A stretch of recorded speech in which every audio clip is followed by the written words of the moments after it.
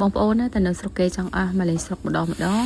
បានតែកន្លះខែមួយខែតែវិញបានចិត្តដល់ថ្ងៃពួកគាត់ទៅវិញរៀបចំធ្វើម្ហូបឆ្ងាញ់ជូនពួកគាត់ពិសាថ្ងៃហ្នឹងមានម្ហូបច្រើនមុខណាស់មានជ្រក់ស្វាយបែបបងប្អូននៅប្រទេសមានជ័យស្លម្ជូរខ្ទិះបាត់អ្នកបាត់ដំបងហើយឆាខ្ញីកែបងប្អូនកំពូហ្វេដែលចុចតាមដានគ្រប់ page ថ្ងៃហ្នឹងមានវត្ថុអនុស្សាវរីយ៍ជូនពេលតែបានមកឈុតនេះហាខ្ញុំស្រឡាញ់ខ្លាំងហ្មងវាមានរូបរាងស្អាតហើយបុកគ្រឿងឆាប់មាត់ដែរចាំប្រាប់មិនណាថាជា fan តាំងពីឆ្នាំណាហើយមើលវីដេអូខ្ញុំដំបូងវីដេអូធ្វើម្ហូបអីគេខ្ញុំទុកតែក្បាលលេប្រើ2អ្នកក្នុងវីដេអូហ្នឹងមកពីការធ្វើម្ហូបថ្ងៃនេះវិញគឺក្រោបតាំងពីព្រលឹមហ្មងតាំងចិត្តតាំងថ្លើមមកថាធ្វើម្ហូបទាំង3មុខហ្នឹងឲ្យបានហើយមុនម៉ោងមិនដល់បងប្អូនក៏មកលេងយូរហាក់ធ្វើបានទទួលគាត់បានដល់ទេព្រោះជាប់តរវល់មួយថ្ងៃហើយមួយថ្ងៃទៀតបន្លែត្រីសាច់អស់ហ្នឹងក្រោកទៅផ្សារតាំងពីម៉ោង6បានត្រីកេះល្អមែនតែនហើយម្ហូបដែលយើងធ្វើដំបូងគេហ្នឹងស្លម្ជូរខ្ទិះម្នាស់ដាក់លឹកញោអ្នកបាត់ដំបងតែស្លម្ជូរខ្ទិះដាក់លឹកញោទេអត់ន័យបណ្ដោយគ្រឿងក្រៅរបស់យើងមានម្ទេសឆ្អើរត្រាំវារីកហើយយកវាទៅកច្រាំឲ្យម៉ត់ជាដំបូងមកអស់យើងម្លីងក្បាលខ្ទិះឲ្យឡើងប្រេងបន្តិចហើយដាក់កាពិចូលជាមួយនឹងប្រហុកបន្តិចដូចយកក្លិនកូរវាឈ្ងុយហើយចាំយើងបន្ថែមម្ទេសឆ្អើរហ្នឹង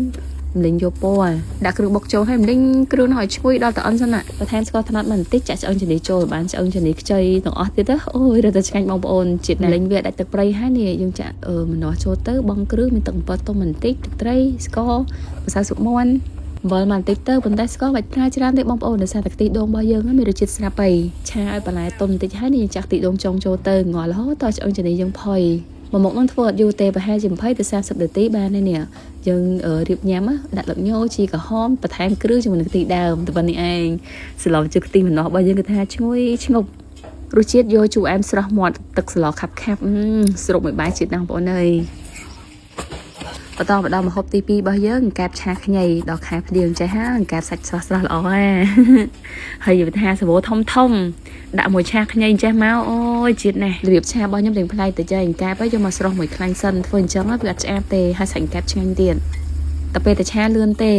យើងពងខ្ទឹមហើយដាក់ខ្ញីស្រស់ចូលបន្តិចដាក់ខ្ញីម្លិញមួយខ្ទឹមនោះក្លិនវាឈ្ងុយខ្លាំងណាស់បន្ទាប់មកយើងក៏ដាក់អង្កាបជាមួយនឹងខ្ញីដែលយើងបានពងនឹងចូលសម្រាប់រសជាតិដាក់ទឹកប្រឡាក់សាច់ខុន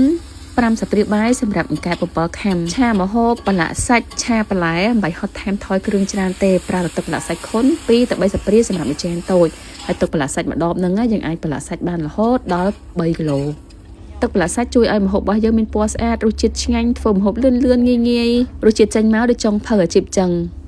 បន្តមកយើងក៏បំពងត្រីកេះដាក់ប្រេងក្តៅឲ្យខ្ទះឆ្អែតខ្លាញ់ហើយតម្លាក់ត្រីចូលទៅនេះបងប្អូនអត់មានស្អិតជាប់ខ្ទះយើងទេជៀនមកស្អាតខ្ទះយើងមិនថាខ្ទះល្អខ្ទះអន់ទេបងប្អូនធ្វើតែអញ្ចឹងទៅជៀនស្អាតណាស់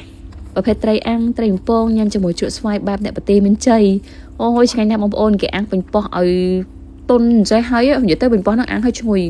យកវាមកច្របល់ជាមួយស្វាយមានខ្ទឹមមានស្លឹកខ្ទឹមមានខ្ទឹមសអញ្ចឹងមកដាក់ទឹកត្រីបាច់ប្រើស្ករច្រើនទេព្រោះពេញប៉ោះហ្នឹងផ្អែមហើយច្របល់ចូលគ្នាប៉ុណ្នេះមកញ៉ាំឆ្ងាញ់ណាស់បងប្អូនឆ្ងាញ់មែនតើមកមុខហ្នឹងខ្ញុំចេះមកពីម៉ាក់បងថ្លៃខ្ញុំគាត់ប្រកែធ្វើម្ហូបណាស់ទីបំផុតម្ហូបរបស់យើងទាំងអស់នេះគឺធ្វើឲ្យរួចរាល់មុនម៉ោងបងប្អូនទាំងអស់គ្នាឃើញហើយចាប់អារម្មណ៍មួយណាជាងគេមកទៅសិតតែម្ហូបតាមតំបន់ទាំងអស់អរគុណចាស់បងប្អូនជួបគ្នាវីដេអូក្រោយបាយ